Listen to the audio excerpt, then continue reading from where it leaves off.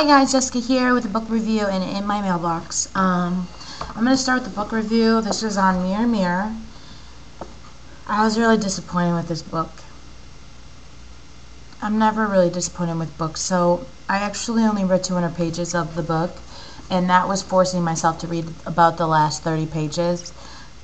When I think of a retelling of a fairy tale or whatever, I think that of course it's going to be different, but it's not going to be so drastically different that you can't even really pick out what they're talking about unless you read it on the back cover.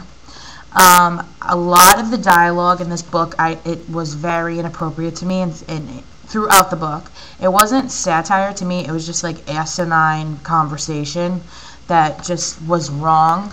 Oh, sorry, my phone. And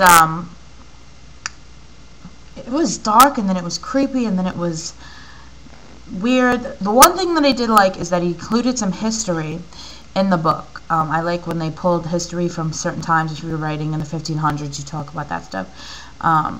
Because in that time, people are really, obviously focused on politics and government and stuff, because, they didn't have all these distractions that we have now. We should still be focused on those things, but we have video games and books like this, and we have just all kinds of social activities that we don't think about things like that. So I did like that part of the book. However, I couldn't bring myself to finish the book, which is very odd for me.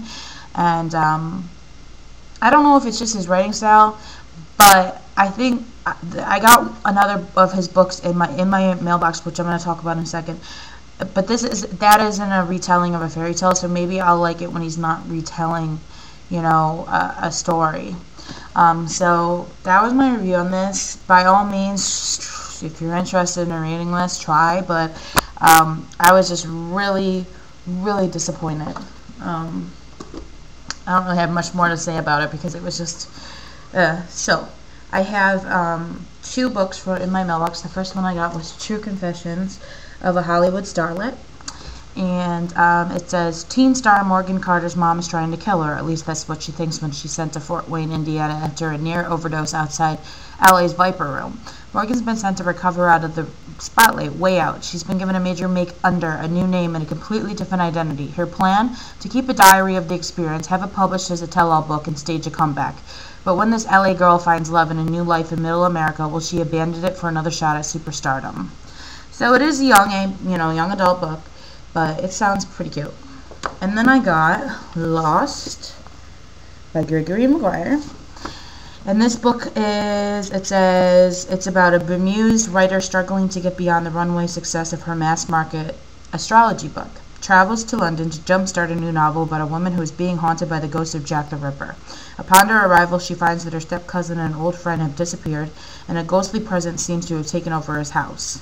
So, I'm not going to read the whole thing about it, but this seems interesting to me because it's not a retelling of Snow White or Wizard of Oz or Lion King or whatever. He does all those. So, I'll let you know how this goes. I haven't decided what I'm reading next, but that's my short review. Disappointing at that. And my second in my mailbox. So, I hope you enjoyed it and have a great day. Bye.